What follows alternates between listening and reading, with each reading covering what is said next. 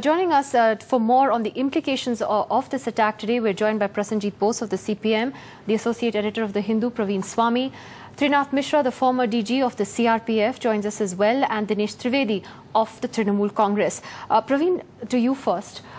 So many different theories have been put out from senior ministers today on whether it was a blast, whether it was, fish plates of the tracks that were removed. The Chief Secretary is now saying it doesn't appear to be a blast. Now, is that what you're hearing from the Home Ministry as well? Absolutely. And, I think a lot of people were saying things basically because they'd heard something in the morning or in the heat of the moment, and this happens every time we have an incident. Somebody or the other from the government shoots their mouth off and says something odd. But leaving that aside, I think it hardly matters whether there was a blast or whether someone, took off the fish plates. The point is there was an attempt to target the train line. It was successful, and it had horrific consequences. Maoist groups, including the PCPA, have been doing this virtually every week now for a great length of time. Last year, I think there were more than 50 incidents of Maoists targeting trains in one way or the other. My guess is that the intention of these attacks has not been to kill large numbers of people, but to disrupt and dislocate transport, make their presence known. But if someone is as ruthless as to remove fish plates from a train, then it's a matter of time before some terrible tragedy happens, and very sadly today it happened. Prasenjit, therefore, what has the state government really been doing? Because again, the Chief Secretary said it, Praveen Swami saying it, we've known that this area is vulnerable to these kind of incidents, and therefore shouldn't perhaps the routes of trains have been better planned, security, what more could the state government have done? Well, as far as the routes of trains are concerned, and regarding running of pilot trains and all that, is really the Railway Ministry's responsibility, the Railway's responsibility. I think the responsibility of the state government is vis-a-vis law and order, and in the sense that somebody can't go and do such kind of things, and they have to be apprehended, they have to be booked, they have to be prevented from doing so.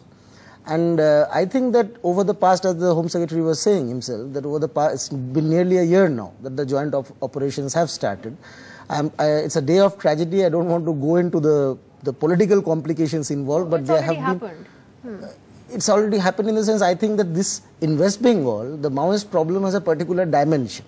There is a very politically complicated situation there, unlike other states where otherwise there is a political consensus that these kind of incidents should not happen.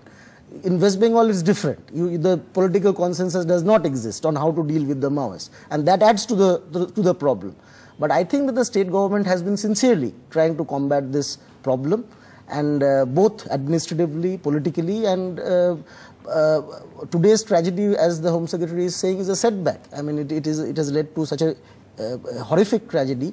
But I think that the lessons have to be learnt and the operations have to be made more effective. I'd like to ask Mr. Dinesh Trivedi from the Trinamool Congress then that, Mr. Trivedi, Prasenjit Bose making the point there that, he doesn't want to get into political finger pointing, but Mamata Banerjee today said very clearly that law and order was the state government's responsibility, and therefore, in a sense, the Trinamool immediately politicized the entire issue, didn't it?